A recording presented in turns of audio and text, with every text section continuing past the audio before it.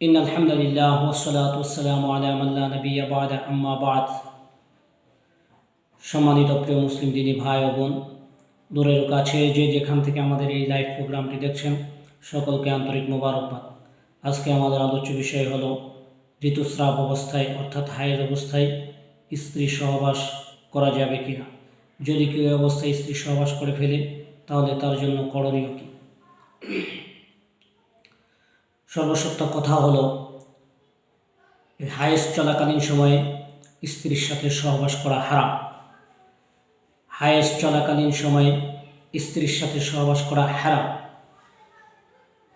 কেননা আল্লাহ সুবহানাহু ওয়া তাআলা বলেন, ওয়ালা তাকরাবুহুন্না হাত্তা ইয়াতহুরনা, যে যতক্ষণ পর্যন্ত মহিলা তার হায়েজ থেকে পবিত্র না হবে ততক্ষণ পর্যন্ত তোমরা তাদের সাথে মেলামেশা করিও না। সুতরাং কেউ যদি স্ত্রী হায়েজ চলাকালীন সময়ে তার সাথে সহবাসে লিপ্ত হয়, চলাচারে লিপ্ত হয়, অবশ্যই সে কবিরা গুনাহ করলো, হারাম কাজ করলো। হারাম কাজ করার কারণে অবশ্যই সে মহা বড় পাপী বলে বিবেচিত হবে। অবশ্যই সে মহা বড় পাপী বলে বিবেচিত হবে। যদি মানুষ যৌবনের তাড়নায় শয়তানের চক্রান্ত করে এমন গুনাহে লিপ্ত হয়, তাহলে তার জন্য করণীয় কী?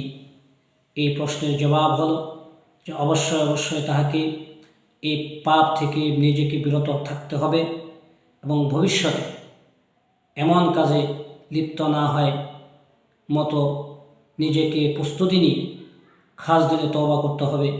আল্লাহ তাআলার কাছে রোনাজারি করতে হবে যে আল্লাহ, এমন একটা হারাম কাজ আমার দ্বারা হয়েছে, আমি তওবা করতেছি, আমি ক্ষমা প্রার্থনা করতেছি, আর জীবনে আমি এমন কাজ করব না।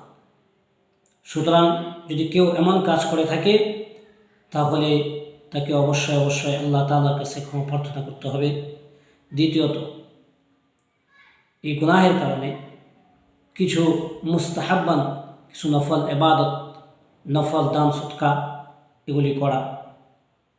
আল্লাহ তাআলা আমাদের সবাইকে দ্বীনের মাসআলাগুলি, সঠিক মাসআলাগুলি বুঝে আমল করার তৌফিক দান করেন, হারাম কাজ থেকে বিরত থাকার তৌফিক দান করেন।